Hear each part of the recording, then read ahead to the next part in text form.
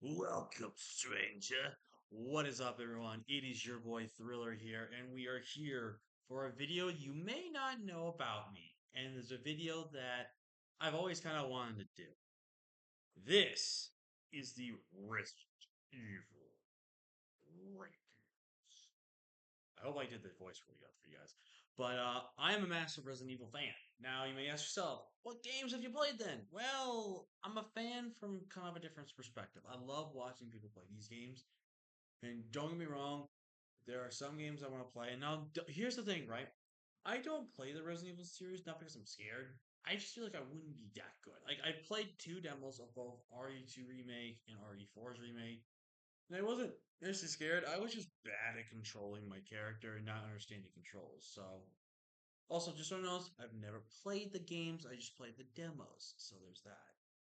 I would absolutely love to try to play some of these games and try it. I even tried to play Resident Evil Zero, but for some reason on GameCube the controls were way too weird and dumb. So maybe playing a remake or a PS3 would make it a lot better. Who knows? But anyways, we're gonna do my character rankings. As I've known at least the characters throughout the series, and I absolutely love the characters from the series. And I'm really and Yeah, I'm really excited for this. You guys are excited, and you are a massive Resident Evil fan. Leave a like if you haven't already. Subscribe if you're new. Join the crew today because you'll be thrilled with the king of the crew. And with that being said, let's rank these characters. Now, the way I'm going to rank my characters is this. Um, my characters I absolutely will love. We'll go in S tier and we'll rank them afterwards in terms of from best to worst and go from there. So let's kind of start from the bottom. Though. We have Zoe Baker, who is from Resident Evil 7. Now, I think Zoe was not a bad character. I feel like she was a character that was just kind of poorly implemented. Like she was just like some random girl we only knew from the phone, didn't know much about, and she was just a random character. I don't think she was really that interesting of a character. I think she had an okay portrayal. I would still say she was she's like an E tier. I don't think she's like an F tier type of style character. She at least gets some more story with the DLC, and we actually find out what happens to her when you don't pick her in terms of the stuff that happens with the Bakers after you leave the dock. So overall, she's an okay character, but she's nothing to be remembered. Parker from Resident Evil Revelations. Not gonna lie to you, Parker kind of was a just meh character. He wasn't anything special, honestly, and not a lot of people probably remember um Parker at all, really. Like a lot of people thought he died. Obviously, we didn't know he died, but he didn't die in Revelations. The post credits, which I think was kind of stupid to do post credits for that, by the way. But he's just a character that's just kind of irrelevant. I don't think he has no remarks in remembering. So for that reason, I think I have to. I keep hitting the wrong part of my mouse. I think I have to put him in F tier just because he's just a forgotten character. I don't think anyone really remembers him or no one really cares about him.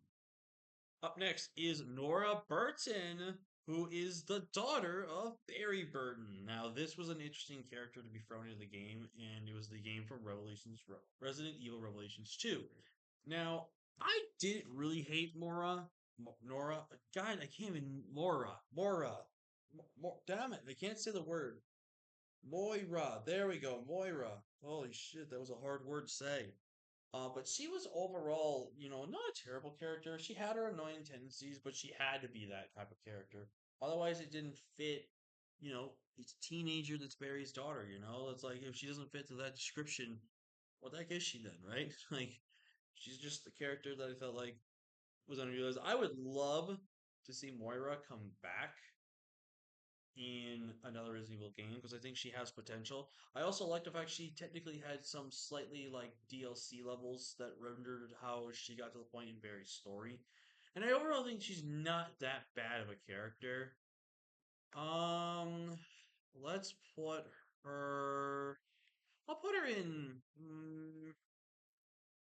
I'll put her in D. I think she's a decent character. I don't think she's like a great character, but she was decent. She had a cool story, and she did have her cool little like side thing that happened in the DLC levels that you played in Revelations 2, which overall was pretty good. So she's an okay character, but she's nothing too special to remember by. Up next is the Merchant, stranger. And let's be honest, we all love the Merchant. He's so unbelievably charismatic and memorable by his simple line, "Welcome, stranger. What are you buying?" An excellent choice. I love the Merchant. He is so good. The guy that plays the Merchant must have had so much fun with the character. And he's honestly not that much of a memorable character, but honestly, I like him enough to put him in C. I think he's a. I mean, I know a lot of people probably put him in A, B, maybe an S tier, but Merchant also is relatively a character that kind of walks through the game quite a lot for you, which is really good. Kind of can make the game a little bit of an easy mode since he's almost constantly there with you.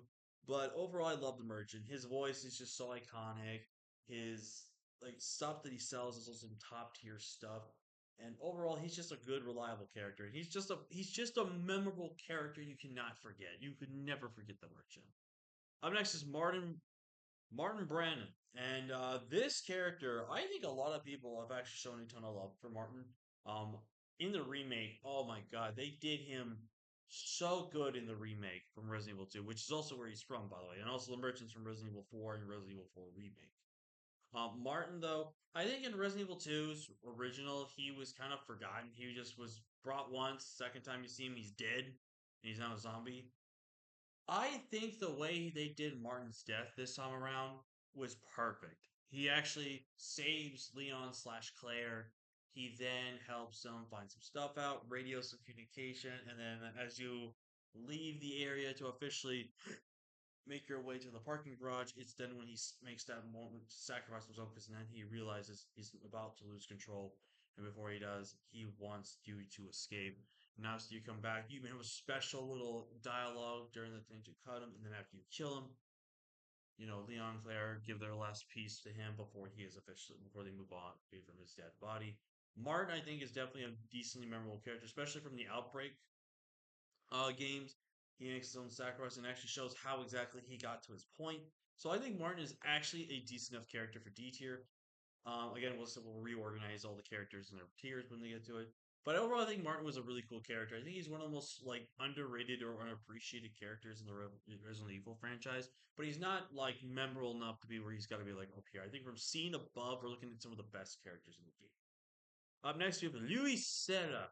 Now, I think we can all agree that from Resident Evil 4 and Resident Evil 4 Remake, Luis had a massive blow up in the games, especially when you saw some of the dialogue in Separate Ways DLC. Now, Luis, I think in the original was okay. He was a pretty decent character, and his death kind of interesting. But in the remake, Luis, oh my god, not the massive upgrade. Better design in terms of his hair, better outfit design, kept some of his original dialogue, and overall gave us more of some backstory lore to a couple of things that he was doing. Overall, he got way improved on as a character, like so much better, so much better. And honestly, his death being completely different from the original, I think was a good change of pace. And I think the way he ends up dying with Leon there with him and just giving his final word and then having the honor of being known as the what was that? Was it a matador like swordsman, something like that, or knight from his diaries? But like I said, I don't play the game, so I don't know the books, but I've seen like let's plays and stuff. I'm trying to remember after that. But Luis Serra, I think, got a massive upgrade from the Resident Evil 4 remake. And I think for that, for me, I think he's definitely a C tier. I don't know if he's B or A or even B at most, but I do think he's a really great character, and he was portrayed so much better in the remake than the original, in my honest opinion. Up next is Jessica Shiraway. The names are always there. And honestly, again, another forgotten character in the Resident Evil series. And honestly, was just a character, I guess, to be like the eye candy. Even though Jill was enough eye candy with that suit in Revelations, let's all be honest about that. But honestly, Jessica, she was an irrelevant character, finds out to be a spy, and we don't know anything else about her. Like, if we can get a future Resident Evil game where she's a villain, where she pretty much was a villain, she was an undercover agent, but I don't know. She's just irrelevant to me and just didn't really make sense. Hunnigan, she is in a lot of Resident Evil games. She's in Resident Evil 4 remake. She's in Revolution 6. No, Revolution 6. Resident Evil 6. where she's kind of the main talk person you talk to and stuff like that. She even has her own cutscenes and stuff like that. I overall think Hunnigan's not a terrible character, but she's kind of a forgotten character, and I think she is probably in the F tier just because again she's not that important enough and that memorable enough for me, and just overall is just not that great of a character. I mean, she has her moments and is good, but I don't know, she's just kind of lame in my opinion. Up next, we have Punk, the man that will never die. Hulk is a character that you can see through a lot of the Resident Evil series. You see him in on Umbrella Chronicles when you have a whole subsection with him. You see him the fourth survivor in Resident Evil, both the original Resident Evil 2 in its remake with the fourth survivor there. Honestly, any other there's Resident Evil Raccoon City, which imagine you play a section of him with him and everything like that. Like, there's just a decent amount of stuff where you can play as Hunk, and then you can just play as this character in several other games. Hunk is literally the most mysterious character still to exist in the Resident Evil universe. We still do not know much about him at all. And he's definitely a character we want to see in the games. We want to see him interact with people like Chris, Leon, and stuff like that, and see some cool fights that happen between them. And ultimately, it'd be really cool to see how much of a character he would be in front of the main series game instead of just being this like side DLC character. And just it would be a lot more. So I think for that reason, I do think I will place him here in the D tier, just because again he's very unknown still, and overall it's just that we know him from several other things from just DLCs and games. And I think it would just be unfair to rank him super high. You know, a lot of people would probably rank him probably around B or A, or maybe even potentially C. But I just don't think since we don't know much about him, I don't think I can rank him as high as more than D. But he's definitely more memorable than some of these characters that are already down here. Brad Victors, the guy that left everyone in Resident Evil 1 and the guy that died in Resident Evil 3 and then the Resident Evil 3 remake ended up coming back alive and trying to kill Marvin Brandt, which gave us another idea of how Marvin got triggered. Mostly that's for the remakes purpose of stuff like that, of how that led up to Marvin. Even though Outbreak technically has an out for that. But anyways, Brad Victor's kind of an irrelevant character in my opinion, and I just don't really have much to say about him. He's just irrelevant to me. I know a lot of people love him, but he's just an irrelevant character. William Birkin, the main boss of Resident Evil 2. Well, technically one of two. From Resident Evil 2 and Resident Evil 2 Remake. Now, William Birkin was just a standard scientist that wanted to come up with his own virus of sorts. Now, obviously, he worked on the T virus from Umbrella, but then eventually started making plans to develop his own version of it, but calling it the G virus, which is more of an enhanced version of the T virus. And William eventually got caught knowing that he wanted to focus more on Mistella's, and Umbrella was telling him to stop it, but Umbrella then forced him to have to give up some of the ideas of the samples, and that's when William went into hiding to perfect his G virus. But eventually he was caught by Hunk and several other members of the Umbrella Corp, and then he was shot to death. And he barely was hanging alive, and the only way he stayed alive was by implanting the G virus into his system, which then transformed him into this monstrous monster that would constantly shift form every time he was potentially killed slash revived, and to the point he was going to try to plant embryos into his daughter, Sherry, in order to keep it alive. But the more every time you defeated William, the more monstrous he would become until he was a giant glob of just flesh and nucleus and stuff. And overall, William's backstory, which then leads to him, because obviously there's some backstory that's portrayed in Umbrella Chronicles, even in Resident Evil Zero a little bit. Just William's character is honestly a decently good character, and William is honestly one of the cooler bosses to fight in the Resident Evil series. He's not like an all-time amazing boss, but he's one of the more memorable bosses throughout the series. And I think for that, he's at least around a C. I don't think he's anything too crazy, though. I mean, I almost want to put him in D, but I think because of the fact that he is part of the main series in both 2 and 2 Remake, I think it's only fitting that I had to put him in C. But overall, I think he's an okay character, but nothing too crazy. Salazar. I'm not gonna lie, this guy was kind of stupid. I actually like his bump up in the remake from RE4. In the original, he was just way too annoying. I think in Resident Evil 4, the actor that they got to play him really redeveloped Salazar into what he like the current version of who he was in the RE4 remake is the Salazar we want to see going forward. Salazar also becomes a boss fight in the game, or in the regional 4, he pairs with his little other dude thing to become a he grotesque monster, and then eventually himself into the giant version of himself. and then the remake, which arguably is the hardest fight in the entire game. And it's also the one of the most annoying fights in the game. But Salazar, I mean, he's not a bad character. He's not terrible, but overall, I think he's kind of one of those kind of mid ones.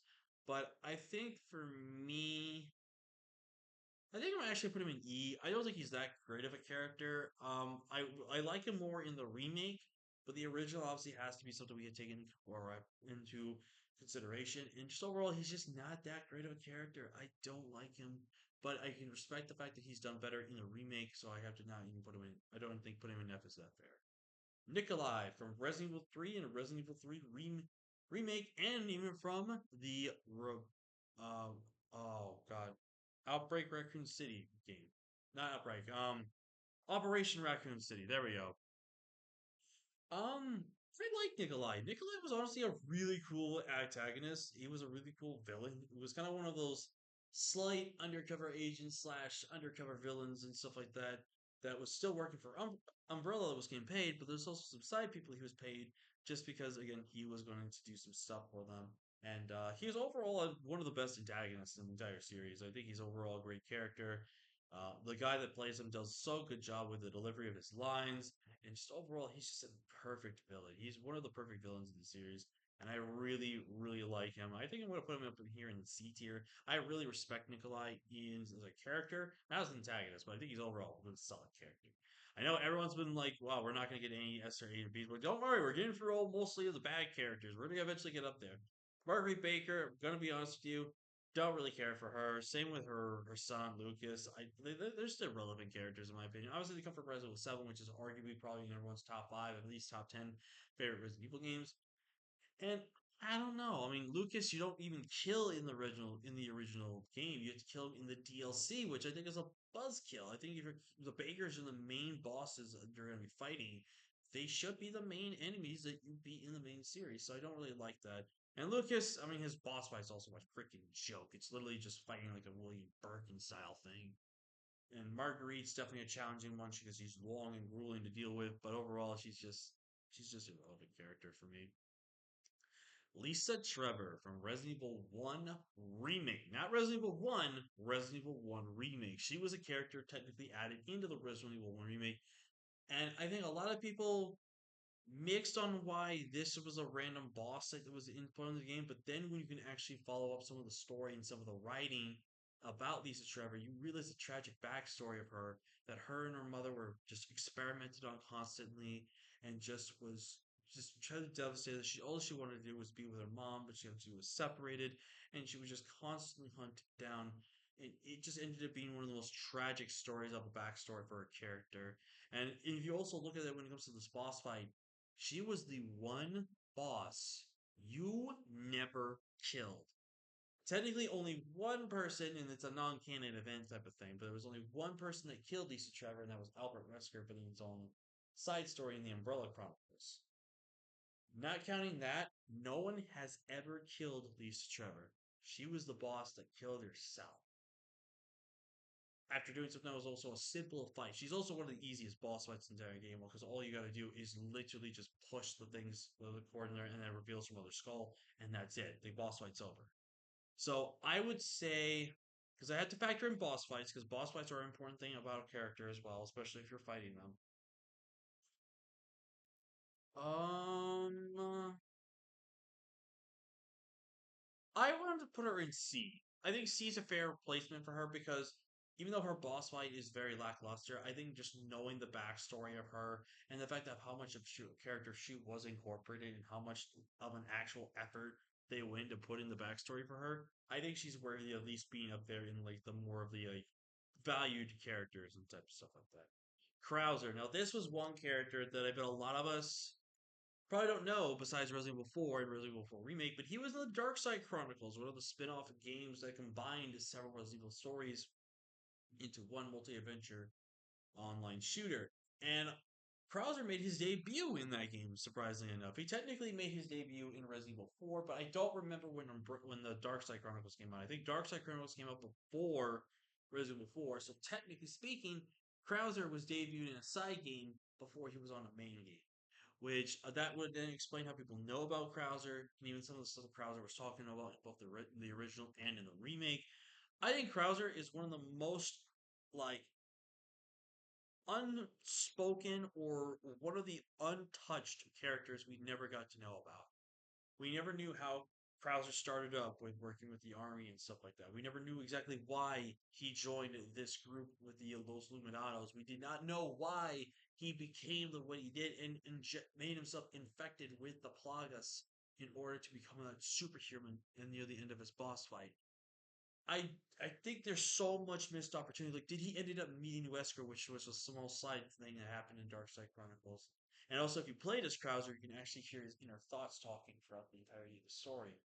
In my honest opinion, Krauser should have had something with the DLC because even then, technically, Krauser. I don't know if this was during the main story or the side or separate ways, but Ada mentioned talking with Krauser and then doing the boss fight with Krauser. Krauser never did that, and I think that was kind of one of those things that we were a little shocked that didn't happen.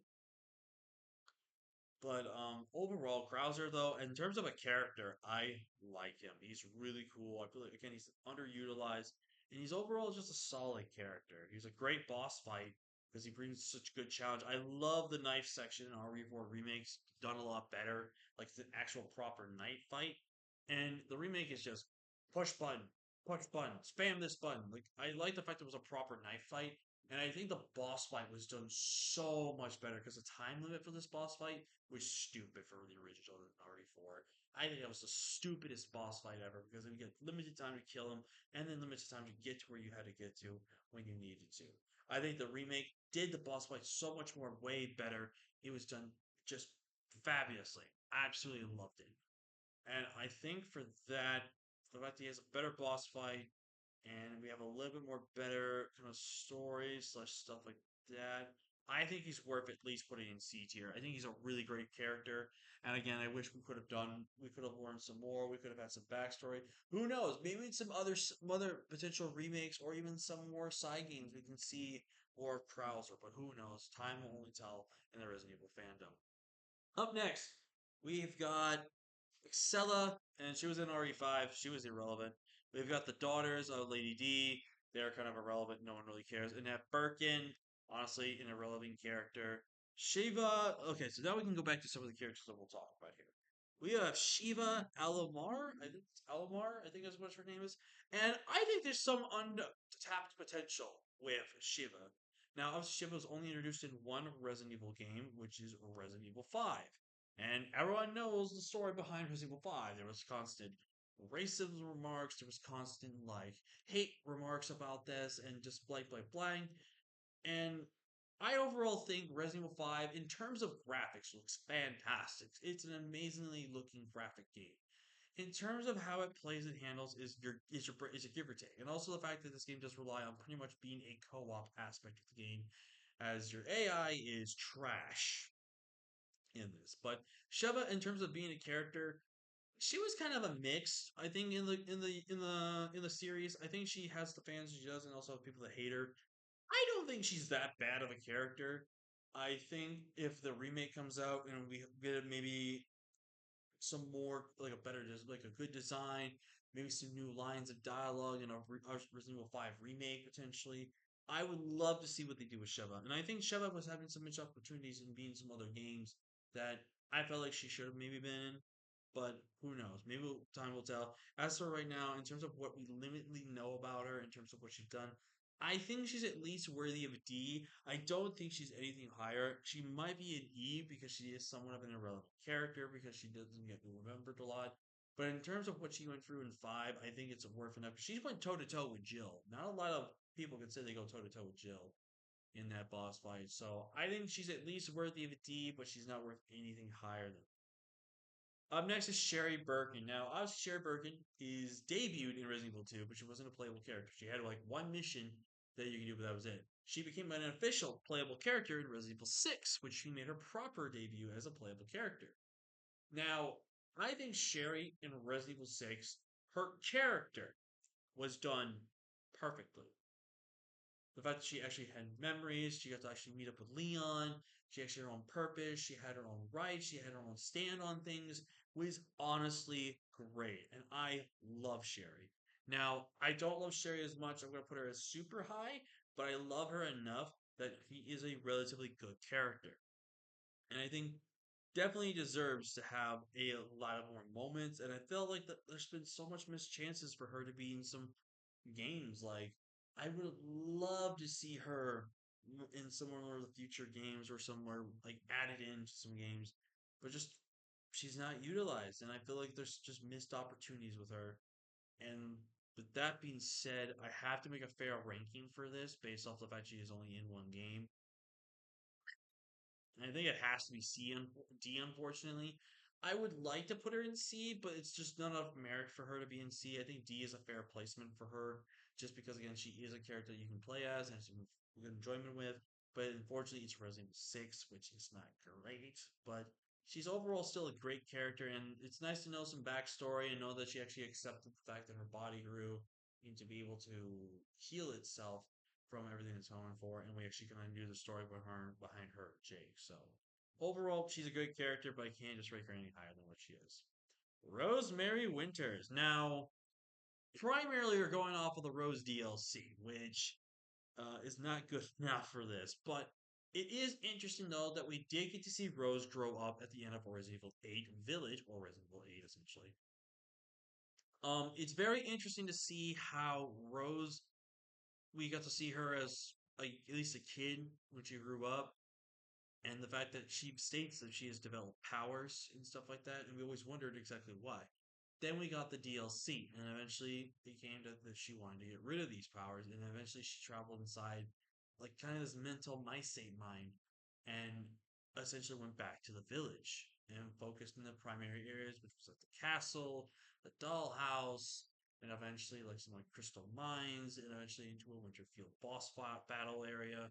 And she just kept focusing more on wanting to get rid of her powers, but there was eventually someone there that was constantly talking to her, either trying to convince her to keep the powers or to eventually try to help her realize that she needs to get rid of how she can get rid of these powers and developing her own powers as she went. She has some pretty unique boss fights. We see some nice twists and turns about it, but again, the DLC was a mixed bag for a lot of people. I think a ton of people said that the DLC was either great, mid, or it was amazing. There was a lot of 50-50 with the community for everything that was going on, and I don't blame them for that.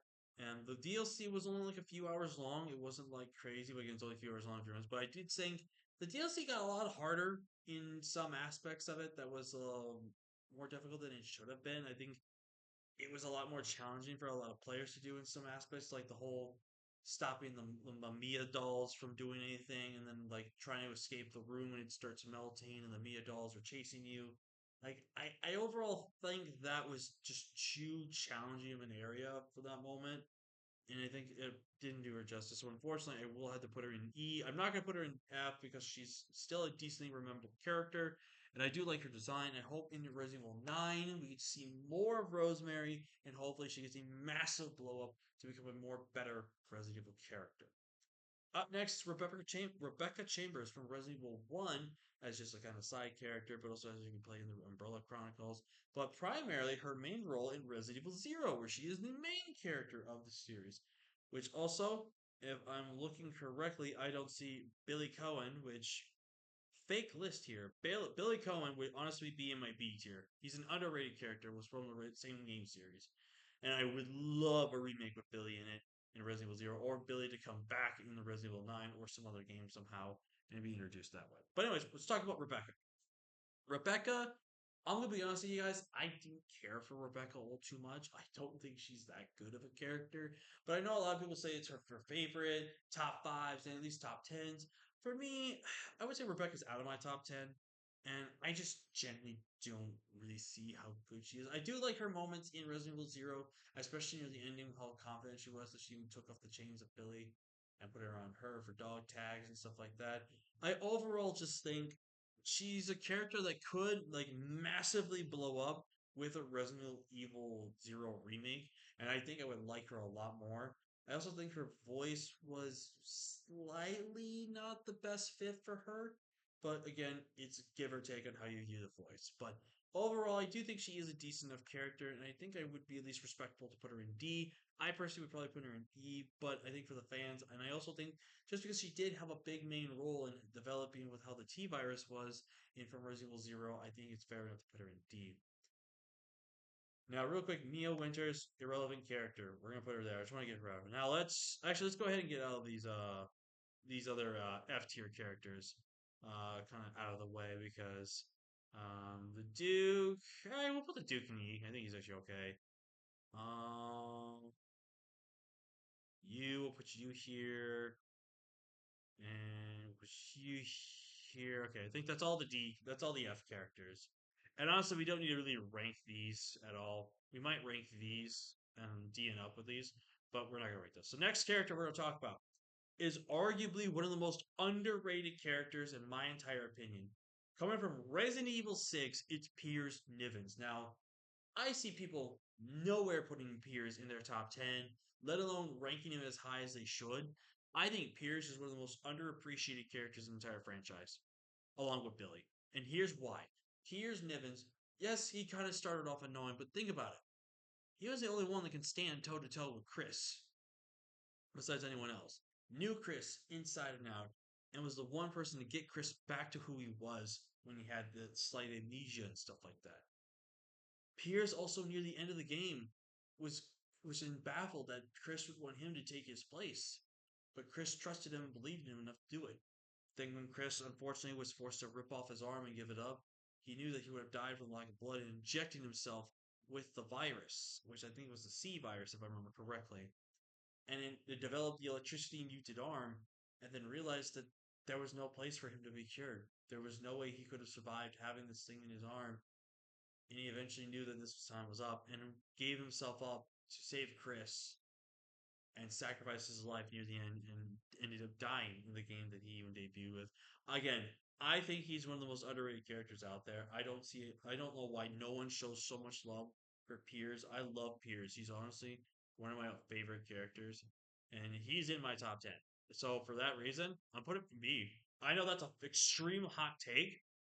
I get it, but I'm sorry. I love Piers. Piers to me is a great character, and I think he's again underappreciated. I think if he does come from a bad game, so it's not where I'm going to rank him high or anything like that, but he would be like near little B, low B at least. But for me, Pierce, one of the most underrated characters. Love Pierce. So another character that I think has been underutilized by the entire Resident Evil franchise and has so much potential in other games, in my opinion, even future games as well, and that is Jake Mueller. Jake Mueller is not unfortunately in my top 10, but he's just outside of it. I love Jake's story that he's just this like I believe he's kind of like this mercenary or something like mercenary. I don't know what this fucking I don't know what the word is. But eventually he becomes this person who does stuff for jobs, gets paid the money, he'll do it, and ends up kind of being just an asshole, just a jerk and stuff like that. But then eventually, with his times with Sherry, he learns to appreciate the fact that maybe not everyone's like just there to get his money, get his attention, just stuff like this. It's also when he eventually finds out he becomes Albert Wesker's son. Albert got lucky with a lady, which is very rare since Albert's usually a cold-hearted guy. But he's the son of Albert Wesker, which if anyone did not know that, now you know. And the fact that he now becomes a big influential piece and he becomes targeted because of the blood from his father. And eventually, at some point, Jake feels like he's just a useless monster now. Some reason explains why he's been a terrible human being his entire life. But thanks to Sherry, he comes to realize his mistakes, realize that he can actually do something good with his life. And after being saved by Sherry, he now realizes, you know what? I gotta be that good figure in life and not being like my father. I mean, he literally was gonna take $50 for a pint of blood over the 50 million that he was already guaranteed. And in my eyes, that makes Jake Mueller an amazing character. I absolutely like Jake, and he is definitely going to go at least in the C tier right now. I think he's a great character, fantastic person, and overall, I need to see him in more Resident Evil. He is so good. Actually, we're going to take a small little break here, guys, but I'll be right back. All right, we are back, ladies and gentlemen. Sorry for that slight little pause, but after all, just had to take care of something. Jake Miller, though, absolutely love Jake. Up next is Helena Harper from Resident Evil 6. And I'm gonna be honest with you, don't really care for her. I know she's a main character, but I don't care. I honestly don't. She technically is a villain. She's the one that helped Simmons develop the virus and help get it across the towns. Like, she essentially helped Simmons cause the virus spread, and therefore I just can't respect her. It's gone for her own heartbreak because she was forced to watch her sister essentially die in front of her and then having to go through what she did. She has a little bit of a redemption arc, but she's just not that good still. I would probably put her at least. This is like the only one I think I'll rank. She's at least the top of F tier because she does have some merit still of being somewhere around E, but I just cannot respect her enough. And I overall just don't think she's memorable enough of a character and stuff like that, if you want my honest opinion. Up next, Carlos Oliveira. Now, he got a massive blow up in Resident Evil 3 remake. Remake, not faithful, but still an okay game. But this, oh my god, this was a massive blow for Carlos. First off, they actually gave Carlos a decently styled hair instead of just making him look like Rico Suave with his straight up hair like that. But I also like the voice they gave Carlos, the attitude they gave Carlos, and just more of a confident Carlos that wasn't scared or anything like that. Carlos has kind of scare moments back in the original, but Carlos, like, I think he got massively blew up in the remake, and I overall think Carlos is an underrated character. Um, I think for Carlos, mm, mm, think I'm gonna have to put him in D just because I didn't really like him in the original. And the remake, he did a lot better. Obviously, in the remake, he's much more of an actual hero for Jill, and was realizing that Jill was still gonna respect and trust him, even though he was working for Umbrella, even though Umbrella was the ones at fault for everything. He's overall a great man still, and just I just don't know if he's really on the same level as like Krauser and Jake, in my opinion. I mean, in some aspects, he probably is, but I think D is a safe place for him. Actually, you know what? We'll put him at the top of D. We'll put him at the top of D because he can be something I can maybe put up there in the last second. Next is Barry Burton. Now, I'm not going to lie to you. Original RE1, RE1 remake, and Revelations 2. RE1, let's be honest, Barry, kind of just the mid character. Like, obviously, he had his reasons to do what he did in RE1 because he was trying to make sure he protected his family and stuff. RE2, Revelations 2, Barry got a massive upgrade in both design and his character. Like, we saw Barry become this character that was kind of just mid, had the funny, cheesy lines of a sandwich and stuff like that. But he got blew up, man. He had more of a responsible role in the character he's portrayed as. He is more of a serious tone and has some pretty badass quotes where he goes like, "I'll kill you later," and then just runs away with Natalia after Alex is trying to get them. Overall, Barry, I think, got a much more improvement in Revelations 2. And for me, I think that puts Barry at least up here in D. I don't think Barry is good enough for C, but I do think Barry has some merits, though, that makes him a relatively good character still. But I don't think bumps him up just enough. Because honestly, Barry would have probably gone around here, maybe D at highest, I would have gone. But I think C is a fair replacement for him in terms of my opinions. Ashley Graham. If we're talking about the original Ashley from Resident Evil 4, that's an easy one there. But now we're talking about Ashley Graham from Resident Evil 4 Remake, and that's where I'm primarily going to talk about Ashley.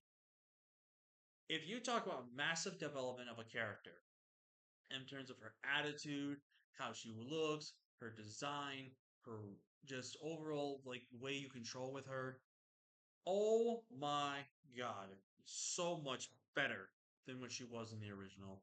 She actually came and more of an actual like a serious, mature tone to her. It was nice to see her like recognizing things after being like portrayed and stuff like that. She had her own. She still had her driving thing that was with a crane and not with a truck. She had her own unique moments, and her escort styles type of things you were doing with her were not as bad as they were in the original. And plus her own section of the game where she has to run from the knights and stuff like that.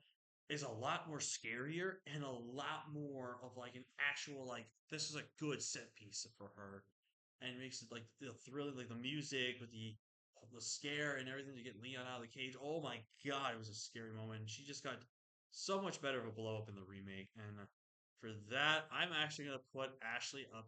Hmm, mm, uh, does the remake do enough justice for her to be C? Oh, this is such a tough one because the OG really ruins her a lot. I like how more confident she is because, like, when she meets Luis, instead of the ballistics part, she goes like, "The señorita, his name's Ashley." You know, a lot more of a confident attitude. I'm gonna put her in C, but she'll probably be at the bottom of C. I think she got a massive blow up in the remake, and she was done so much better as a character in the remake that I think it's just barely enough to put her in C. Now, we have Ada Wong from Resident Evil 2, Resident Evil 4 Separate Ways slash Resident Evil 4, and what was supposed to be an appearance in Resident Evil Village, but never happened. So, and also Resident Evil 6. Ada, in my honest opinion, I don't really connect with the character. I think a lot of people are going to say that because obviously she's a character we don't know. We only know based off this. Oh, also Resident Evil 2 remake, by the way. But I think Ada was really good done design wise, really, really, really well in every game she was in. I just genuinely don't know how I feel about this character. I know a lot of people would put her in our top 10. They would probably put her probably in A, not S, but I think some would put her in S, which I can see why, but primarily A. I'm going to be completely honest with you. I'm going to put her in C tier. And let me just explain why I don't rank her as high as some of the other characters here. I like Ada's character as like a spy agent, stuff like that. I like how she's done in the Resident Evil 4 remake, and I don't care what people say. Her voice was fine, was the best, and when the line's great, no. But the actor did an amazing job with her and should be proud of her. She did an even more awesome job in separate ways. So, just to get that out of the way. Could they maybe have found someone better? Yes, but for what they got, she did the best she could. It was just the lines that were just not the best for her. I think overall Ada is an amazing character. Her attitude, her demeanor, her just essence, and like Resident Evil 2, like it meant a lot more the fact that she actually came out. And then when she took that shot, she wasn't like, oh, like almost fall down and like kill in like dragging her body injured. Like she got shot, I was like, what the and then the whole thing crashing and stuff like that. Like the way she technically quote unquote died off was so much more better, and also the way she delivers the rocket launcher to Leon or Resident Evil 2 remake was so much better. Like I think Resident Evil 2 remake did Ada justice. I think Separate Ways really made Ada look like such a badass as well. I think it's enough for C. I don't think it's enough for B. Up next is Salazar. No, Sadler, my bad.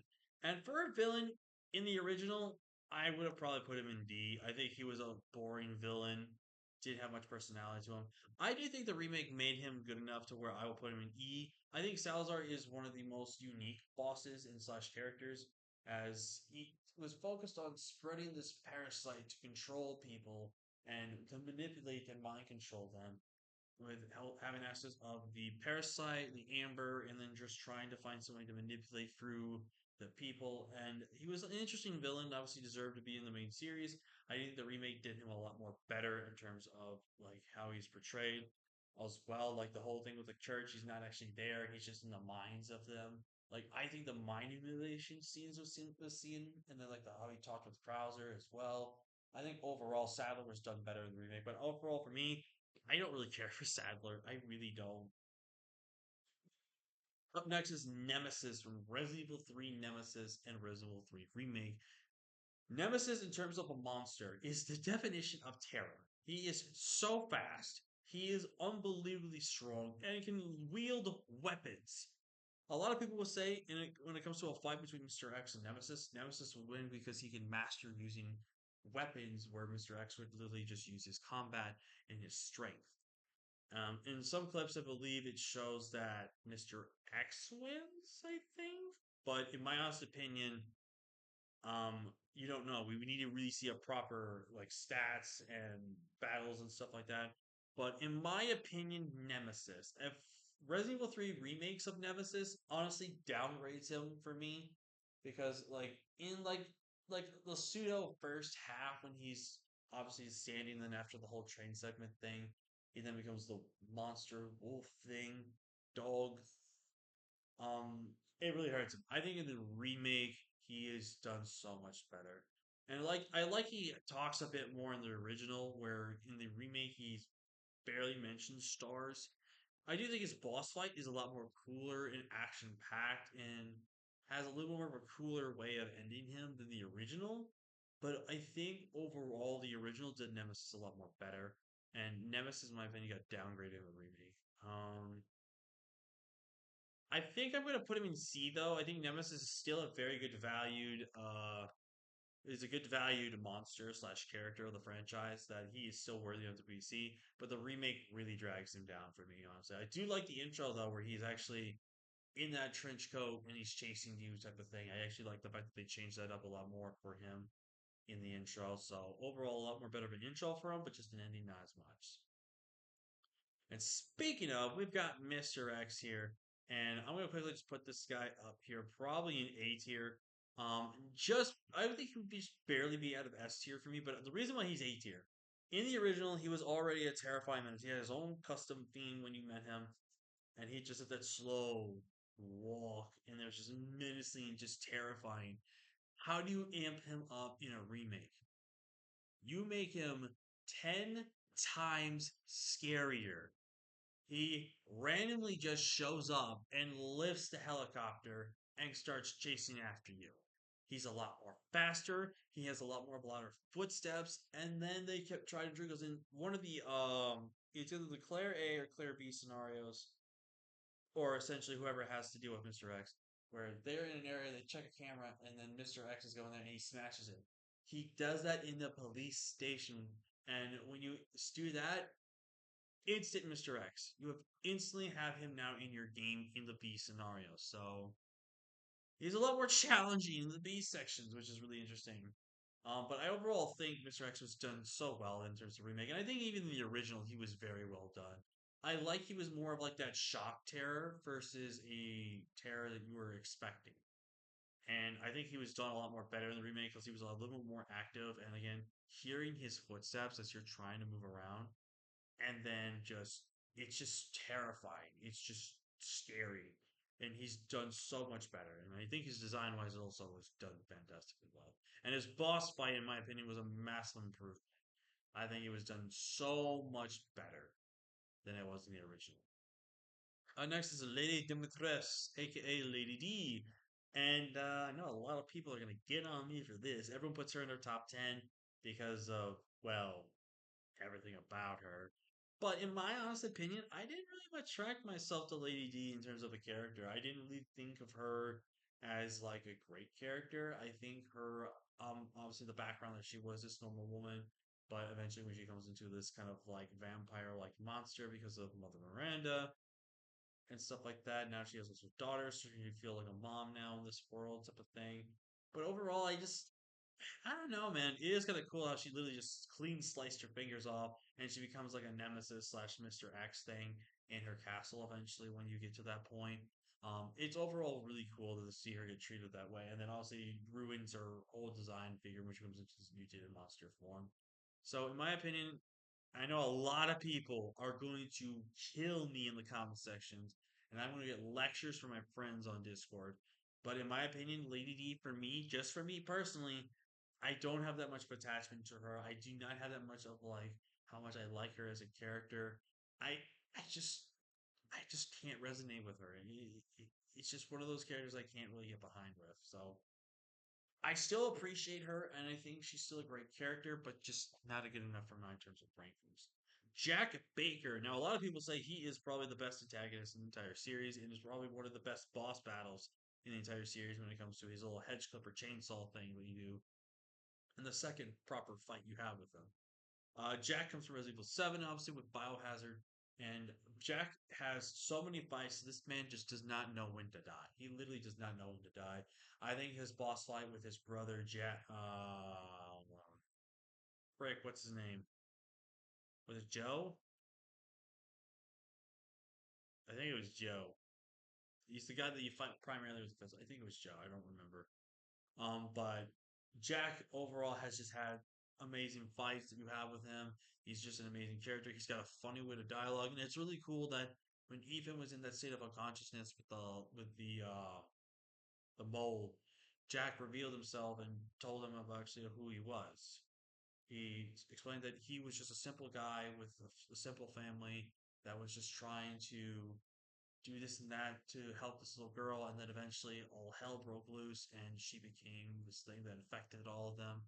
And when they started getting all affected, they couldn't control who they were anymore, and they became monsters that could not be stopped. So Jack has a really tragic backstory, but overall he's a solid man. In terms of a monster slash villain, he's really really good. And I do think Jack is really up there for me. I think I'm gonna put him in C tier. I think he's a really good villain, antagonist, and just a really good post shoulder for the survival horror in terms of just being that guy that will not die, keeps going, and just he's just overall a great character. So really respect to Jack. We're getting so close to some of the big guns that we're going to talk about here. But up next is Heisenberg. And this might be a controversial take, but for me, I'm putting Heisenberg in S tier. Now, why should I put him in S tier when he just came out in Resident Evil 8, which is not the most recent Resident Evil game, I understand, but it's one of the semi recently games out there. I think Heisenberg's character is done perfectly well. I think the guy that plays him enjoyed every little line of dialogue that he did. And Heisenberg is one of the antagonists that want to go after the main villain himself and then eventually maybe plan world domination or eventually want to lead a normal life. For those who know, Heisenberg was just a simple guy, but then was forced into the fold with Mother Miranda and then developed this mycete into him, which then gave him the power to control the metal around him. And he ended up finding out that he was not a match, and then it was this. It's like you can have this factory, play with some toys and do stuff, and then eventually it has led to Heisenberg hating her to the point that he was like, you know what? No, I'm going to kill this monster, and I'm going to set myself free from this. And he meets up with Ethan.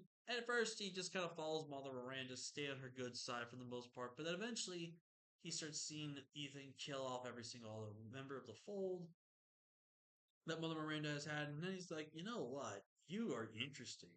Come get this stuff and test yourself there. And then eventually goes like, meet me at this place. We're gonna have a little bit of a chat. Then discusses that Rose apparently has some super beam powers inside of her that can do something that can stop Mother Miranda. And Heisenberg goes wants to be able to team up with Ethan to use Rose against him. But then once Ethan finds that out, he's gonna Rose. Ethan tells him to go fuck yourself. And then Heisenberg's like, oh well, I might as well kill you then. I'll kill her myself.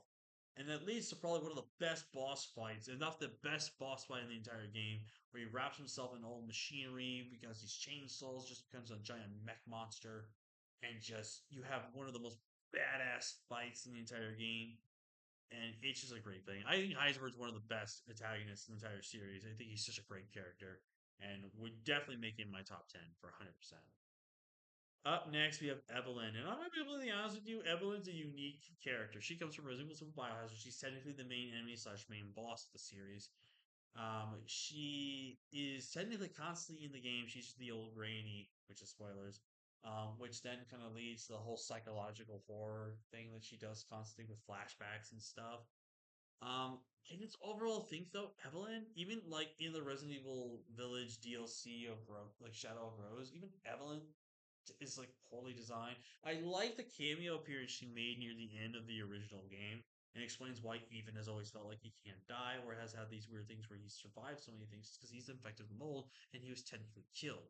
So that's why he's always been able to kind of just never be dealing with pain. But Evelyn, in my opinion, is kind of like I don't know. She's not that much of a character I really want to talk about, nor like I don't give a care about. I think she's at least a D though. She was still a main villain. She has a terrible boss fight, but I don't know. I just didn't feel really like she was worthy of a main villain type of thing. She kind of just threw herself in there. Obviously, when you play uh the DLC where Zoe's just trying to run away, and obviously Zoe talks with Evelyn when she was in the bed, like in the bed after Jack brought her home, type of thing. I just don't really care for Evelyn. I think she's just a mid character for me, but obviously she is still a very valued character in the series and still has memories of her for the rest of it. But up next, and I'm going to be honest with you, I think everyone else here is going to be in my S tier. So let's just go ahead and get everyone here right now, just so we can kind of just go with that. You know what I mean? Let's just go ahead and first off, I'm just moving these right here for now. We're just gonna go ahead and get everyone there, and I'm gonna go ahead and tease you guys real quick. So real quick, in terms of the sorting here, I would probably say, I think that list checks out. I'm gonna put Jake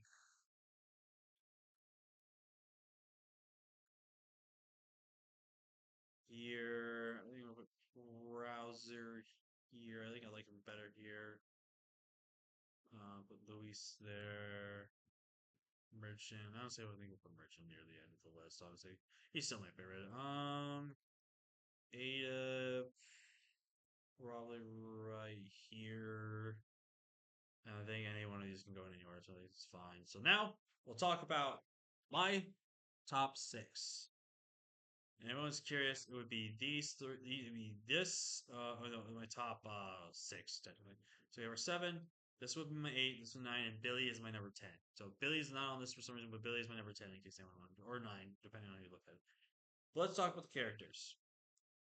First off, we're going to talk about Albert Wesker. Now, if you're looking for the definition of a badass villain and the true villain in video games, Albert is your guy. And the funny thing is, he was technically supposed to be like this good guy, technically, and was supposed to be this guy that helped out Umbrella and stuff like that, but eventually did not want to do so and stuff like that. So overall, Albert was kind of like a double agent. He was the good guy, but secretly a bad guy. But then he wanted to be more of a better guy to the company he was the bad guy with. So he kind of developed the hatred for Umbrella and eventually set up himself to get killed, then be diagnosed with the virus that Birkin had given him, which has now made him much more stronger and much more of a deadly threat. And eventually, Albert has let himself out to be there. And the scary thing and like sad thing is, Albert's only playable in one game. That is the Resident Evil Umbrella Chronicles, where he has his own saga story about how he has developed the way he has developed in terms of all the games you've seen him in. And it's really unfortunate because Albert, in my opinion, is one of those characters I feel like if we can get a chance to play in a main series game would be really good. If we can somehow get a chance to play as him in the Resident Evil 5 remake, oh my god, this could definitely put RE5's like brand up so much more in my opinion. But Albert's honestly the best villain in the entire series, even though I hyped up Heisenberg. He's just a really good character and just overall really amazing. He is really, really good. Up next that we're going to talk about is Ethan Winters. And we're going to put Albert here because he is my number five. These are basically my top five, so we'll talk about who I put half where I have. And Ethan. Let's talk about Ethan because he's my number six favorite character. Ethan Winters. I think everyone from Resident Evil 7 would have thought Ethan is just bland, boring character and, just irrelevant. He's going to be deleted off in the next Resident Evil game. But he came back. But let's first talk about Ethan. Ethan, and this is one thing I think was really cool from Capcom, especially if you play this game in VR, which is the most terrifying moment ever to play in VR. But let's think about this. It's first person. We are Ethan Winters, the character. We're a normal person coming to go get our wife. Think about this. We're literally playing a game where we're seeing everything happen. We're the ones seeing it through his eyes, essentially. And we're the ones going through this terrifying experience as him. We are living this moment as Ethan Winters. And that's just so surreal to me how this is all broken down for us. Like we play as Ethan, the guy that's trying to do all this, and at the end of the game, we either get the girl, depending on how you play the story out, or we get our woman back, and we can live a normal life and say we were a badass motherfucker that killed everything to save the world. And then came Resident Evil 8, where so much respect was given to Ethan. Like, obviously, we still can't see his face, and you can only see his face in third person aspect of the game now. But hiding his face in Shadow of the Rose and just in general, just it didn't make any sense, to be honest with you. But Ethan in Resident Evil 8 stepped up his game as a character. He was not going to quit. He was not going to stop until he saved his daughter. And he was what every man was set out to be, a proud father. He was willing to sacrifice himself for Rose to make sure she lived the life, and he would do everything he can to protect her. I think so much people got a lot more respect for Ethan, especially the fathers out there. Like when they played Resident Evil 8 and saw what he did for Ethan, what for Rose, I think a lot of the fathers out there put him in there. Like I know someone that's a father and his didn't really like Ethan at all. And he put Ethan as his number one favorite character simply because he can relate to Ethan as being a father. And that fatherly moment of like protecting your child and stuff like that, which is insane. Like that's how much of respect you get as a character when you can relate to people IRL, which is really great. I think that's what makes Ethan stand out, in my opinion. He's a character that literally represents what we are in real life. It's just a normal guy. He's either a father or just being the normal person that he is, doing what he does. Ethan, just a great character. Now, coming in at number 4 for me was honestly Jill Valentine. Now, the reason why I think I have Jill at number 4 is out of the females, she does rival Claire for being the best in the series.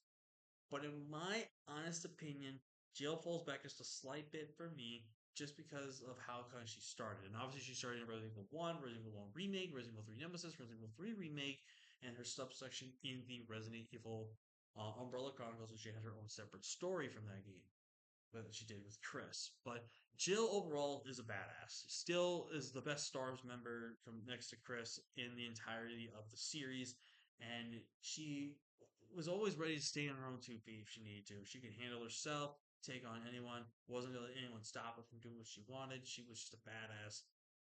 And definitely in the first Resident Evil, especially the Resident Evil remake, you wouldn't think she was that much of a badass character, but she was still really good. And she's also the undeniable girlfriend of Chris Redfield. They just have not made it official yet.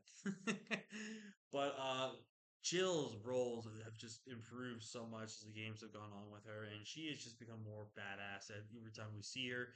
And when Resident Evil 5 remake comes out, oh, we are all ready to see how badass Jill looks as the villain. And also maybe like the subsection part of the game where we actually get to see the DLC version of the level, hopefully, about exactly how Chris and Jill meet up with Wesker in the mansion of Spencer.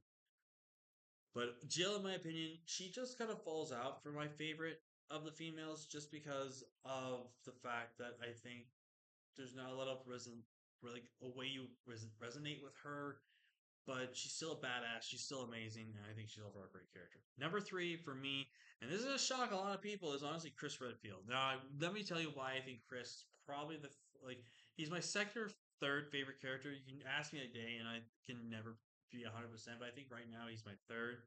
I think Chris overall from the games from RE1, RE1 remake, Code Veronica, RE5, RE6, RE7, Not a Hero, and then Resident Evil 8 Village. I think Chris has his upgrades and his downgrades throughout the entirety of the series. Like I think in Resident Evil 1, like not really say the original, but at least in the remake, it was a step up from what we saw with Chris. Like he was the true definition of like a hero. He definitely was the guy willing to go through all the shit and kind of undercover all the problems. Then Code Veronica literally did whatever he could to fly out to an island to save his sister, eventually saving her sister from this deserted Antarctic base, and even having to deal with Wesker. Also giving us one of the most badass cutscenes of him and Wesker fighting after he's defeated the Alexa boss, which was something that we need a remake of right now too. Code Veronica is another game that deserves a remake as well. So really want to see that happen too. I think in five, arguably a lot of people say that five is the best Chris has ever looked. Also, Revelations in the Game of Forgotten 10. I think five has been his best performance in terms of game. Also, he gave us the meme with the bullet punching thing.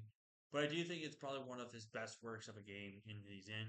Resident Evil 8, it was kind of cool to see him kind of like act like this kind of like soft villain antagonist type of thing with Ethan and not really explain everything. But eventually, once we find out exactly what's going on, and then eventually leading to the section that we can play as Chris, it leads to a lot of cool things that are answered and a lot more things that we did not expect to happen. And again, Chris is just that soldier. Looks like he's done with the war. And I think whenever we see Chris in another Resident Evil game, it's probably gonna be Chris's last game. And I don't think a lot of people are ready for that to happen. But Chris has definitely been a soldier that is just ready to retire from the war and just wants to live a normal life. He's just overall a great character, though. Tried and true to the mission and just tried and true to himself as a character. Number two is his sister, however, Claire Redfield. She debuted in Resident Evil 2 and has also been in the Resident Evil 2 remake, The Code Veronica, and Revelations 2. Now, my favorite version of Claire has probably been, I want to say, honestly, the original RE2 because she's literally just a simple girl that came into the town looking for her brother and developed the fact that she had to use the skills that her brother taught her from between combat, guns, and everything to just become this badass of a character she is. I think the remake even made her look more of a badass by having a big giant confidence with her, like talking back to people and just not being afraid of anything. Just overall a great character. And I think in some of the other games like Code Veronica, she's a little mid. Revelations, though, when she comes back in the berry section with the haircut and the badass attitude with the sniper rifle, woohoo, doggy. She's a great character. But I think what just makes it really good is, again, she's just a simple person. She's just a normal person that you would expect in everyday life. And she just does all these badass things. Like, she's also arguably probably the most attractive. I know a lot of people would say Jill and Ada and just probably a few others, but she's honestly one of the most attractive characters in the entire series. And just has a, it's just an amazing character. I just love every aspect of Claire. And she's honestly like a great character just in the Resident Evil franchise. And eventually, we're going to see her in a retirement game eventually as well. Because I do eventually think we do need some new heroes to step up and take the place of these roles. But if there's one hero that I think Capcom will not let him rest no matter what he does, he's gonna probably have another couple of games in him still. Is my number one favorite character of all time. And I don't think it's no question. I know a lot of people say it's Chris, and this is guy's number two, but for me, you can't say this is not the best character in the entire Resident Evil franchise because it's Leon S. fucking Kennedy. Leon Kennedy, whose debut was in Resident Evil 2, played in Resident Evil 2 Remake, played in Resident Evil 4, played in Resident Evil 4 Remake, and played in Resident Evil 6. Leon is a badass. Leon entered a raccoon city that was full of zombies simply because it's his first day in the job as a police officer. Finds his captain, and the captain tells him about the whole tragedy, and he wants to help his captain save everyone and help save himself. Help save his captain. Eventually, finding out that he cannot save his captain, he does the most honorable thing and kills him and is apologizing for it, but promises to fix it up and everything. I think the best portrayal of Leon was honestly the Resident Evil 2 remake or the Resident Evil 4 remake. Now, in Resident Evil 2 original, there was not too much of him. There was too much of a badass type of character, but had more of like a kind of general type of style of how people would act, type of character and stuff. But then when Resident Evil 4 came out, started working for the president, and eventually got enrolled into the services of being an army man when he came to Resident Evil 2 Darkseid Chronicles, which you guys know that. And that kind of explains how we know about him in Resident Evil 4 as a guy going for the president's daughter to save her. Resident Evil 4 2, I mean, well, Resident Evil 4 2, but Resident Evil 4, I mean, what screams more badass than a guy literally taking on an entire island by himself, essentially? Taking on an entire island, taking an entire on a whole state or like villa of some sorts by himself and these gigantic monsters. Like, is that not Scream just badass?